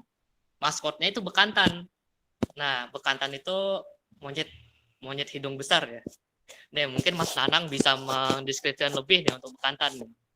Nah, kemarin Mas Nanang ini PKL ya, PKL di situ, meneliti tentang bekantan. Nah, jadi memang ada wilayah daerah kayak Komodo juga kan. Nah, jadi memang daerah tertentu punya maskot tertentu, bakal mendatangkan potensi-potensi untuk daerahnya, potensi pariwisata, potensi ekonomi, potensi investor mungkin. Nah, jadi memang dengan kita melestarikan atau dengan daerah tersebut bakal apa ya? Bakal mendorong lebih atau bakal fokus lebih karena memang disitulah potensinya. Apabila ini hilang, banyak aspek-aspek, banyak potensi di aspek lain yang bakal hilang pula. Seperti tadi aspek ekonominya hilang, aspek sosialnya hilang, aspek politiknya bakal hilang juga, kepentingan birokrasinya. Nah, jadi seperti itu teman-teman. Kalau secara singkatnya, itu kita belajar tentang objeknya, tentang alam, bagaimana untuk untuk mengelola alam ini gitu.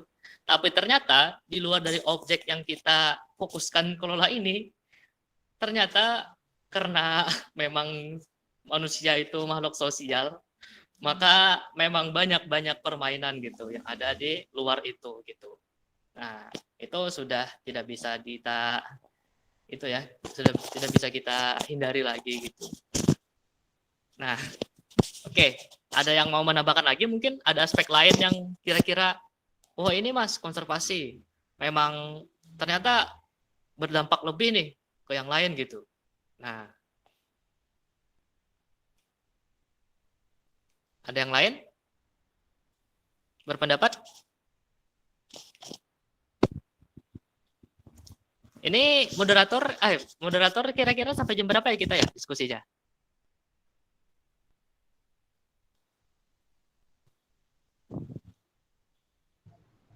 Sebentar, Mas.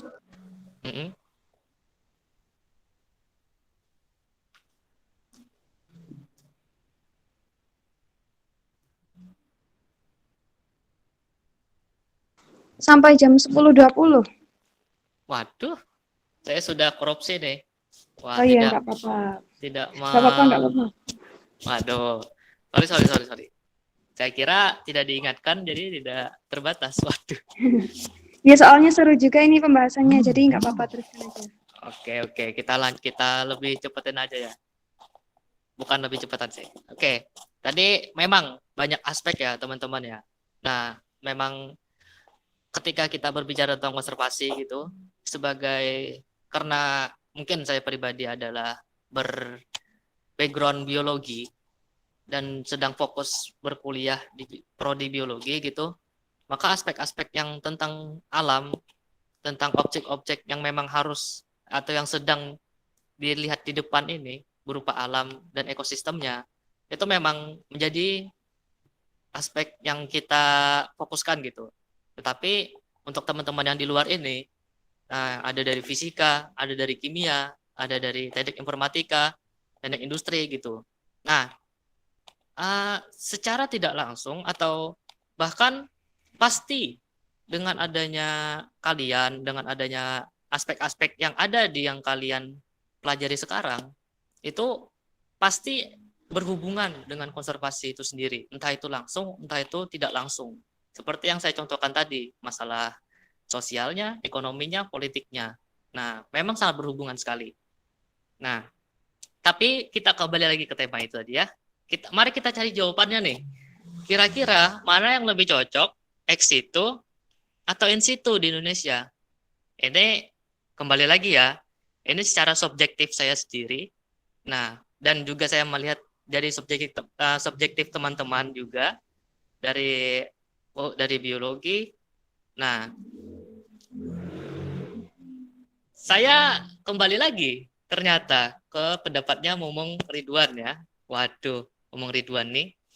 Jadi keduanya itu memang sangat cocok diterapkan di Indonesia. Nah, kenapa kok sangat cocok? Nah, jadi gini teman-teman. Tadi memang itu ya, pendapat-pendapatnya memang sangat bagus atau memang cocok sekali, pendapatnya sangat relevan. Yang pertama, kita membenahi rumahnya. Yang satu, kita memberikan kenyamanan terhadap penghuninya. Itu dua poin yang berbeda kan ya. Kita membenahi rumahnya itu in situ, kita memberikan kenyamanan terhadap penghuninya itu ex situ ya. Nah, tetapi mari kita lihat ketika kita membangun rumah, apakah itu bisa selesai dengan sehari, semalam? Apakah itu bisa selesai dengan seperti Candi Bandung Bondowoso gitu? Kan enggak ya. Itu kepepet nyari cinta, itu enggak secepat itu gitu untuk bisa memulihkan ekosistem gitu.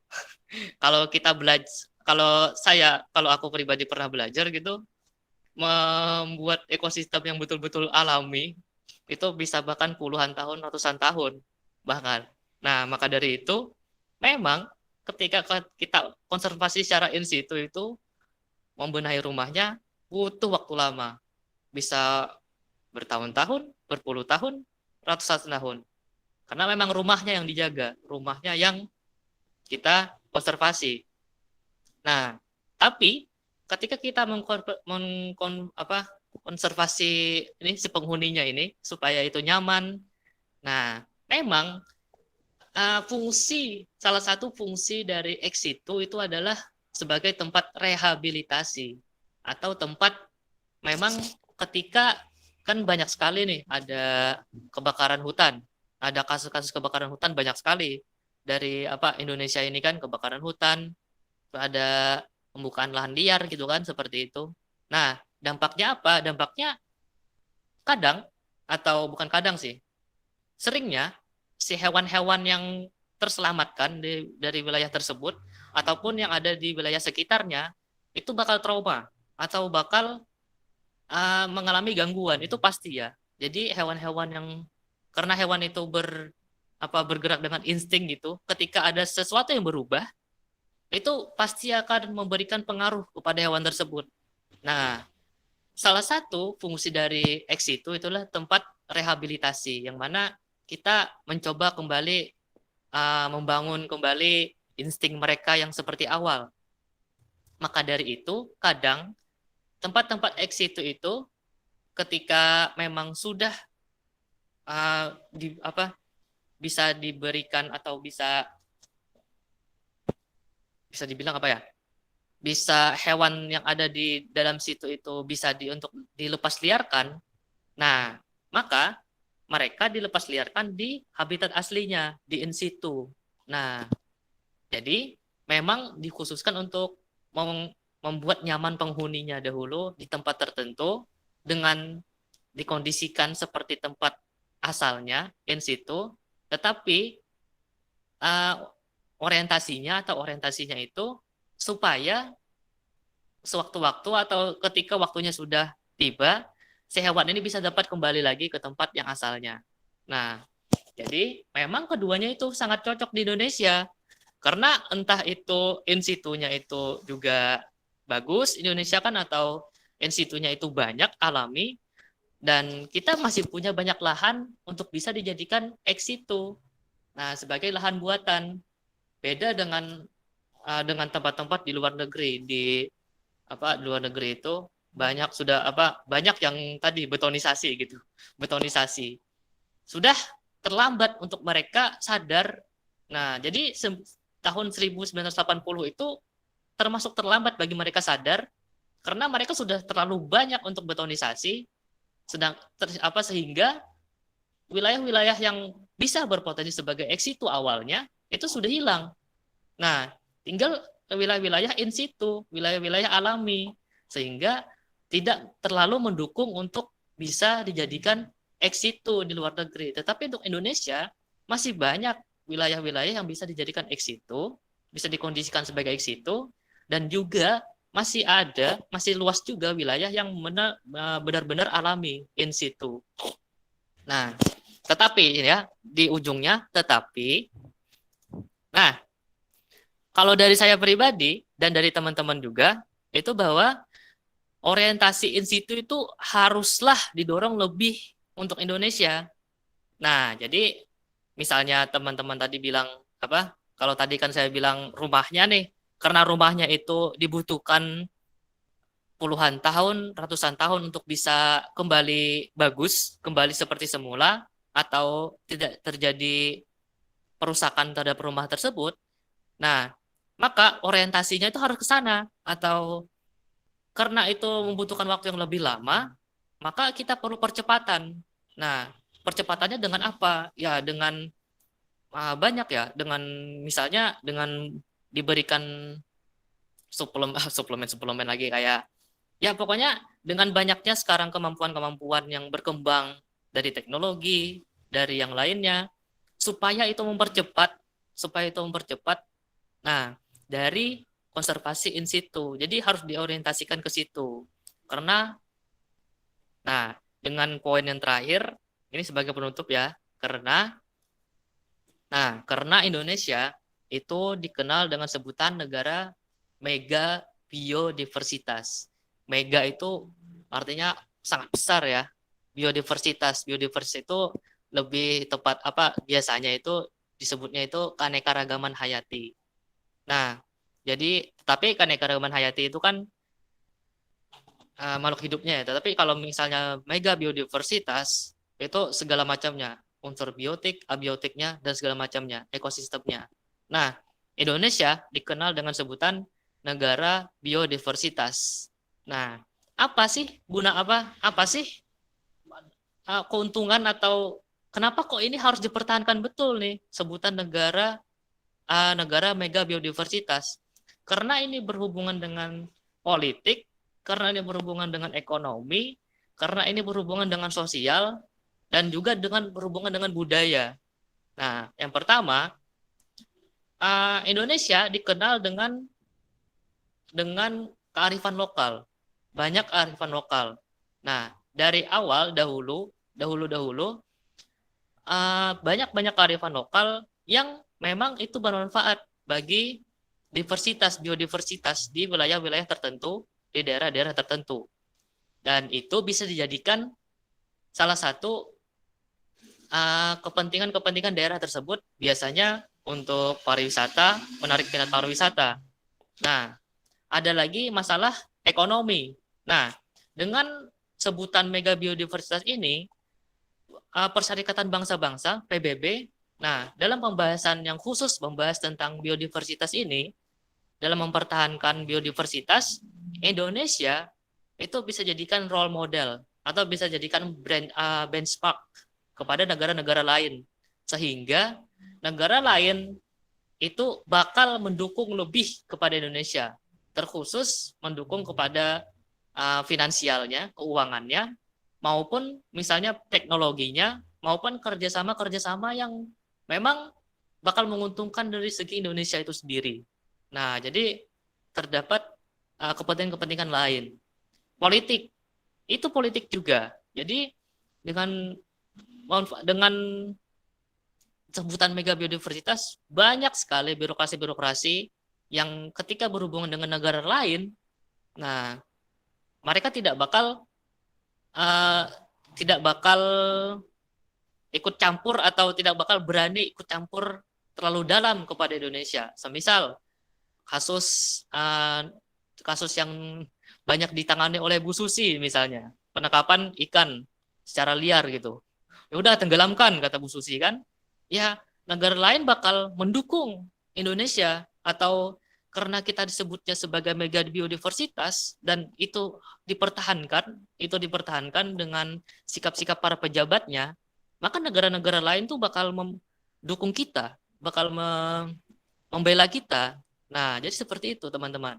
Jadi dengan sebutan mega biodiversitas ini bakal banyak sekali manfaat-manfaat yang bisa didapatkan oleh Indonesia. Manfaat terkhususnya tentu saja adalah untuk masyarakat di Indonesia itu sendiri. Nah, jadi seperti itu. Mungkin sekian dari saya. Mungkin kalau spesial ada sesi diskusi lagi, monggo saya serahkan kepada moderator. Terima kasih. Wassalamualaikum warahmatullahi wabarakatuh. Waalaikumsalam warahmatullahi wabarakatuh. Alhamdulillahirrabbilalamin. Alhamdulillah diskusinya sangat seru sekali. Jadi kesimpulannya keduanya cocok, baik in situ maupun ex situ. Tetapi pastinya masing-masing memiliki kelebihan dan kekurangannya, baik tepat atau tidak tepat dalam memaksimalkan fungsinya bagi lingkungan. Namun, orientasi masih lebih diusahakan di Indonesia adalah in situ, karena Indonesia adalah mega biodiversitas. Terima kasih semuanya. Saya mewakili MC dan tim-tim rekan-rekan tim diskusi online mengucapkan banyak sekali terima kasih kepada peserta yang hadir, yang telah ikut serta meramaikan acara diskusi online hari ini. Pastinya dari kami banyak sekali kekurangan dan kesalahan. Kami mohon maaf yang sebesar-besarnya. Akhirul kalam, wassalamualaikum warahmatullahi wabarakatuh. Waalaikumsalam warahmatullahi wabarakatuh. Terima kasih semuanya. Terima kasih, Mas. Oke. Kalau yang mau Foto minta, kan? Foto-foto. Makasih Fadal. Salah Mas Fadal. waduh Mantap. Mas Wanda, kita kan seangkatan Mas. Ya, Mas. Enggak, aku kan Yo. lebih muda, Mas. Makasih ya Mas. Ini Oke, Mohon maaf. foto enggak nih? lah, gua kira tadi dokumentasi. Direkam sih Mas, tapi nggak foto-foto. Ah, nggak Iya, apa-apa. kalau saya direkam sampai nggak bisa lupa. masuk wah fotonya. Ah, nggak Lupa, apa-apa. maaf. Direkam nggak apa-apa. Nanti ini di YouTube kan? Iya. Mantap. Iya. Ditunggu, mantap. Tunggu ya. Kalau tadi yang suara dari saudara Lutfika mungkin bisa diedit tuh. Enggak? Ya, yang sebelum jam 9 di-cut dulu gitu. Iya. Emang itu anaknya suka iseng lah. Sama lah kayak aku juga. Iya. Nggak ramai kalau nggak iseng. Itu yang kasih pendapat masa itu aja tadi. Ya dong yang lainnya itu. Iya nih, yang lain nih. Latihan berbicara. Seri materinya loh. Aku kalau bicara gini yang keluar panda, ya, koalanya ya, bukan video call-nya, videoku ya. Buat keluarnya semua. Nanti ya di rekamannya yang panda yang keluar. Ya elah, aku udah buka video di laptop tapi yang keluar panda. Ampun. Gak apa-apa lah. Haidar, kamu Ayo. kok begitu cerah videomu? Astagfirullah. Masih di dunia lain. Kalau di kamar itu terlalu gelap, kalau di luar terlalu terang. Jadi saya itu nggak video sebenarnya. Makanya. Hanya orang-orang beriman yang bisa melihat videonya dengan jernih. Itu loh Mas Zaini, wah begitu tenangnya, webcamnya begitu bagus. Wow. Kamera apa sih? Kamera bawaan sih, kamera bawaan laptop. Itu Ya. Mas Haidar. Mas Haidar belajar banyak dari Mas Zaidi. Nah itu loh, Mas Zaini itu dia bisa bernapas dalam air tuh. Dari background lah. Tapi Bung, optika wis garap burung. Aku nyontek. Tadi udah dokumentasi belum sih? Ini udah pada live loh. Iya. Udah on cam. Ayo lo udah pada live kan? Aku sengaja loh nyari tempat yang ada wifi Di mana ada live? Mana? di kontrakan temen. Jika Lagi dua nungguin apa di kafe? Apa di wifi corner? Kontrakan. Gila di kafe sih, gak bisa ngomong lah aku kalau di kafe. tadi belum diambil. Ya udahlah nggak apa-apa. Saya itu Udah ada pada wifi. live. Ya udah deh. Nggak jadi. Ada konsul. Makasih ya BTW, padahal ya ampun makasih banget. Makasih ya, Pak. Sekali. Saya tadi yang ngusulin loh. Gila. Patut contoh nih Mas Padahal. Tadi aku bilang kan, kok nggak Mira ini. Padahal kalau Mira itu mau tak kacawin. Mungkin next Mira, Baik udah live duluan setia. Kalau next itu nanti yang lain lah, kan ini udah biologi. Nah, Iya. dari kimia gitu. Bicarain tentang Iya. gen atau apa gitu. Tentang itu ya. Saya bikinin Atau lagi. Atau malah fisika gitu. Matematika dulu. Oh iya, matematika dulu dari buku tua dulu. Mau apa nih? Bahas apa? Matematika. Apa, Mas? Kalau tempatku masih gampang loh. Apa kayak konservasi itu kan sedikit familiar ya ke orang ya. Ya itu. Kalau matematika apa, Cak? Coba apa ya materi yang ringan? Ringan. Apa? Jauh. Sandi Morse. Kasihan nanti sama teman-teman pusing mikirin.